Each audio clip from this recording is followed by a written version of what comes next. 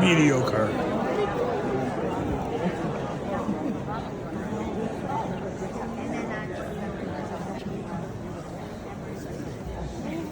Ladies and gentlemen, tonight's event is brought to you by Giovanni's, Fratelli's, and Burger Dawn.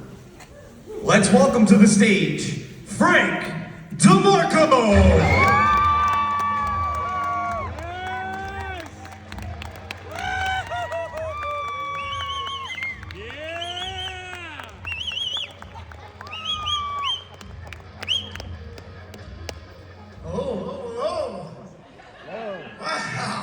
I've been on the stage a few times, but not at this kind of a capacity and put a show on. Usually I'm usually the guy in the back there. Ladies and gentlemen, welcome to the stage. But he told me to come out here and tell a few stories and warm me up, because I know a lot of you people here at Sault Ste. Marie. So a couple rules they gave me. So I said no swears, no profanity, and don't make fun of your family. Thank you, good night. Thank you very much. That's what I was thinking, like, wow, really holding me back. I mean, I can go on and on and on and think about all the things I could do about my family, but you know what, it's not really. You know, my family's not funny. All kinds of things are funny. Other things are funny. Other things are funny.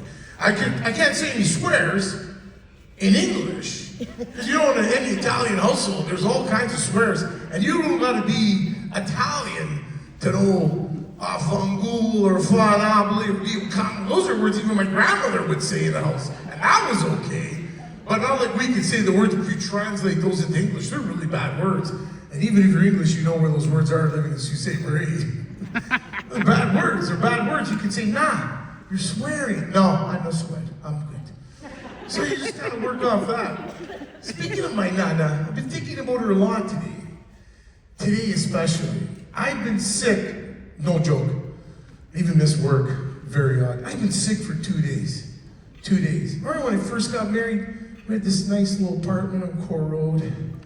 Oh, it was so nice. We'd come downstairs, and I'd be, oh, you want a cheese sandwich before you go to work? Oh yeah, no, that would be great. So there I would have this little grilled cheese sandwich.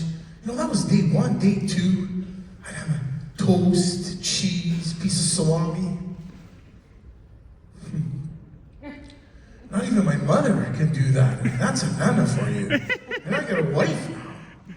You know, I was sick for 2 days, dying in my bed. I said, do you think I can maybe get like a ginger ale, take the bubbles out? Or like maybe some chicken soup. It's got all these healing powers, I'm told. Anything. You know what I got? I got a Gatorade G-Fit. I don't even know what the flavor was. It was terrible. Cold out of the fridge almost killed me. My throat was killing me. And I got a Snickers bar. So my wife, thanks, Joe Pesci. That's what I think. So my wife gave me a Snickers bar. Yeah, kind of true, but on the second or third day, she gave me some chicken soup yesterday, so it wasn't that bad. But I did get that Snickers bar. Anyways, those are kind of the things you think you live in an Italian household, and you know, other than that, there's a lot of things you don't really know. There's always like that thing we're talking about food, thinking of food. There's that big paletta on the kitchen wall. Now, whether you're Italian or not Italian, I don't know how many English people or Munchakicks got a paletta on the wall. If you don't know what a paletta is, it's a big wooden spoon. Now really it's designed, we use it once a year. Once a year we use that in September, you know, to stir the sauce. We make sauce at home. Once a year we use that thing, and then we hang it back up on the wall. It's always looking brand new. It's a brand new spoon. You're thinking, how does that spoon look so brand new? It's so new, we use it all the time. It doesn't even have red stains on it. It's because my mother took it down off the wall sometimes. Not when anybody was around. When my brother ever being bad at the table, she'd bring that big paletta down. Now it's a weapon. It's not up there for something for the kitchen, it's a weapon. And so you look at it all the time in the kitchen because it reminds you, don't eat everything or make one false move. You got the paletta. You didn't listen or something. You got the paletta. You didn't, well, Italian boys, we have to clean our rooms, you know, our moms did all that kind of stuff. We didn't have to worry about laundry, cut the grass, do those kind of things. But the paletta was up there. It wasn't a tool, it was a weapon. That didn't bother me, you got it. You always know where that is. So you go on with that, and then you think of the last thing that your mother would say to you. She's not going to take down that paletta. Then she said the words that would almost make you cry in bed. And that's wait till your father gets home. Oh boy. Those are tough words. Because then you didn't get the paletta. You got the, like, I don't know, even if there's a word for it in English, you got the umano, the backhand. Sometimes you got the Korea. No, my house wasn't a Korea.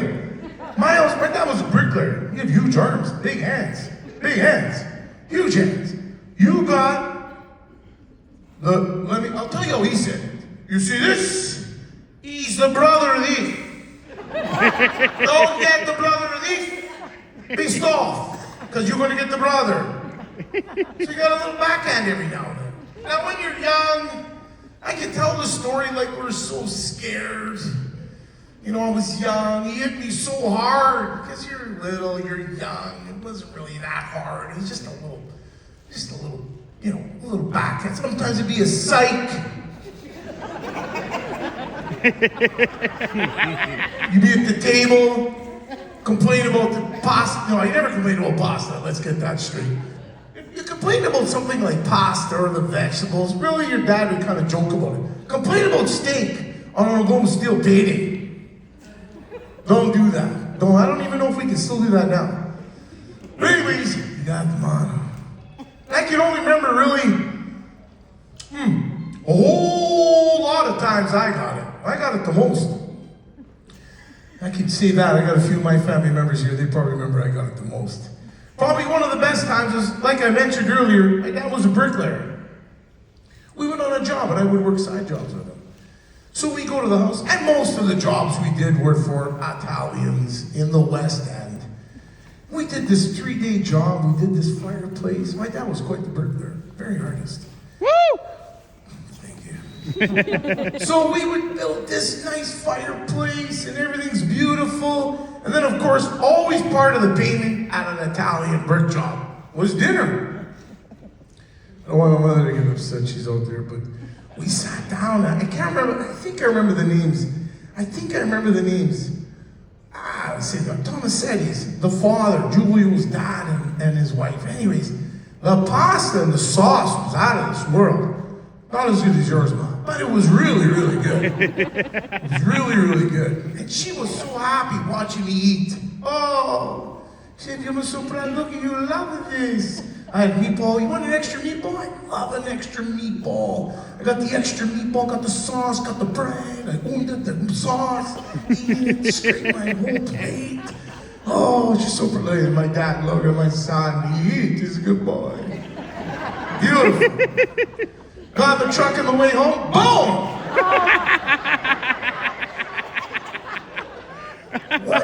What was that? You were able to make me look like I starved you. Like I don't feed you. Wait till you get home and your mother finds out how much you eat. It was good. You were happy for me. That's probably one of the big ones. I think the other one, I might even talk about this in my old days with the guys in hockey, but we were on the game. My dad was really supportive of us as kids. My brother, I believe my brother's out there somewhere too. I can't see you all, but my dad was always supportive of us as kids. Come out to our soccer, come out to hockey. He'd be the guy with the key to the dressing room and that sack thing under his arm filled with homemade wine and get all the other fathers drunk. But he had the key to the room. Anyways, we're having a game. Long story, 2-1 in the finals. Oh, the guy's on a breakaway. I skate. And I got him. Got a little tiny hook. Not a bad one. Guy missed the net. We win the game. We cheer. We laugh. The guy who missed the net, he was so mad. So mad. Slammed his stick. He broke his stick. Thinking, oof. That guy's in for something. Anyways, Big cheer. My dad had the wine. We're in the dressing room. He's so proud of me. It was awesome. Got in the truck. Boom! If I ever see you break your stick on the ice like that, you better get twice and the brother. You just can't make that stuff up. It's like, that stuff like really happened, and that's what you do. Staying on the two with my dad. My dad left us a lot of family heritage that, it's nice to be up here. We have our Italian guys in the Italian community, and we extend our family with everyone that's involved. But some of the traditions we have are making salami every year. Got probably a few of you out here has been in my basement. Yeah! Salami with me and my father. Anyways, come salami season, there's a lot of things that will not hold you down. Like we stopped going to the beach, point of shame during COVID. We stopped going anywhere. But we didn't stop making salami. During COVID, it was COVID up. It was, listen, go park at the Market Mall. And then get in one truck, because we can't have too many trucks in the driveway. Oh, God. Then it was like, one guy says, hey, Frank, the room downstairs got those 2 windows. I boarded them up with 2 boards. I got them from the plant. We took a box apart. I got those 2 boards. They cost us nothing. I thought this was great. 10 guys in my basement. We're drinking wine. We're toasting. We're kissing. We're high-fiving. One guy in the group, man, guys, this isn't funny. You should put your mask on. We said we were going to do this, but we were going to wear masks. Shut up. Don't worry about it. Don't worry. We're making salami. Oh, salami was good that year, too. Salami was good that year. But all goes on. There's a lot of things we talk about salami. I can bring it back on to Italian things. This year we're making salami. My son is always around. Frankie's out here, Junior. Yeah. Frankie's always in salami season too. And we have a lot of good stories during salami season. And I've always played hockey, soccer my whole life, and my son does Dungeons and Dragons in that box thing downstairs on the TV. Hangs on his face and we see him going around like, what the hell is this guy doing? I bring my son downstairs to my shrine. There's Daryl Sittler, 27, John Tonelli, Italian-Canadian hockey player, the soccer World Cup. Every Italian's got a picture of the 82 World Cup team, like Paulo Rossi, come on, like everyone's got that picture. Those are like, yeah. Missouri.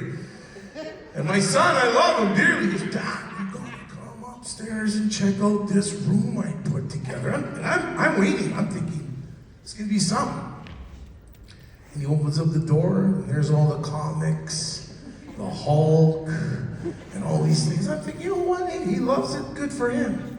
Brings him right into the salami room. He says, Dad, I gotta tell you, I'm really excited about this new comic book coming out.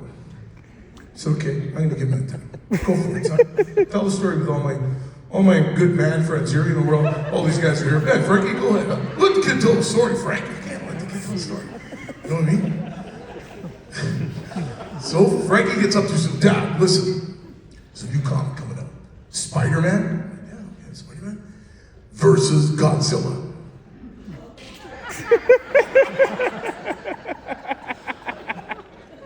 I'm not a comic book lover, but I know Godzilla. I told him straight up, no comic, 1 page. Godzilla is gonna come out. Step on him, it's Godzilla. I don't know where he's going with this, but he's hitting about this comic book, and I love it. Love it for him. It's the first in our family to be a comic book lover, and we love it. We have a lot of firsts in our family. We have the first Italian to fly a plane. First Italian to invent the telephone. First Italian to discover America. It was the first Italian to have space engineering. go to school one day and you start learning the other people on this side of the world, and you come home and you would say, hey, no, guess what I learned in school today? Well, tell me, son, tell me what you learned in school. Alexander Graham Bell invented the telephone. Ticklish me. What? It's in the book. That's what you got in the book, and this is what they teach you? Yeah. It was Torino Marconi. He invented telephone. Ah, geez, the book says Alexander Graham Bell. What else you learn in this school? They call it school. I said, well, the Wright brothers, they discovered flight. Ticklish me. It actually, Frank, Michelangelo, the drawings from Michelangelo developed the helicopter. It's not these people, Frank. It's not these people. And what are you going to tell me? Well, Dad, you like to know? I know this even too. Christopher Columbus discovered America. You can't even read Italian, and you can't even say the name right. Cristoforo Colombo, that's who it was about. If you want to listen, it wasn't even that guy. That's what they teach you in these books. It's another guy, Enrico Vespucci. Now I started arguing with him. You're making up these names. These are false names. They're not even in the book anywhere. And that was it, Dad. We're not having no more school conversations on the table. Then you go to university. And you take like a history of humanities course. And that's a trick question. I was in the States. Anybody else here can understand who discovered America? And of course, the whole class, all the little girls and stuff, answering Christopher Columbus. Well, actually, in fact, it was a gentleman by the name of Enrico Vespucci. And you know what? There you go. That's what you get. And I think I'm just about done all my little jokes I got over here. I wrote a couple things down in case I got nervous. I offered free tickets to I even offered free tickets to my ex-wife. She said no. She said, not even on a dare, not even on a dare. Well, I wasn't sure if I could go as far with the goat. I wasn't sure if I could go as far as the goat. I don't know if I got any time left, guys, if you need me. But I'm telling you, every self-righteous Italian has had a goat in their life. Not the greatest of all time. I never even knew that was the word. When someone said goat, I thought, hey, who's cooking? I don't know if my cousin Johnny's here, but if Johnny's here, my cousin Johnny, he's cooking. You gotta see that guy cook goat rabbit. That's probably another one of those moments. We gotta go in the garage. This is serious. So as a kid, you're thinking, you hear something in the garage.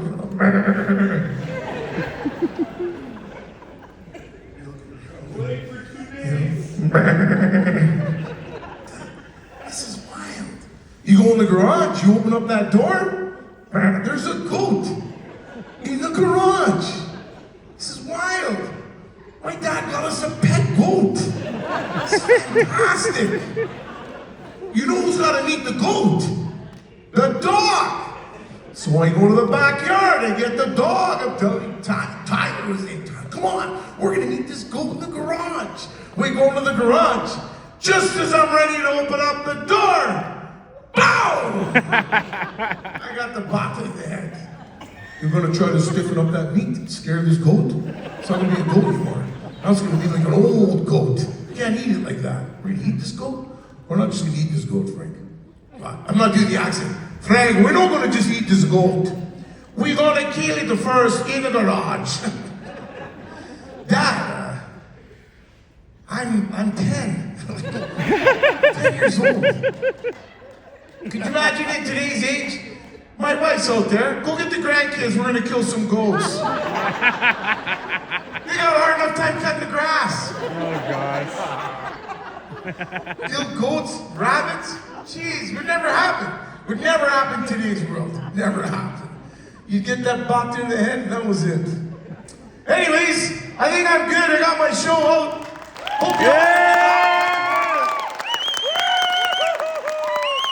Yes!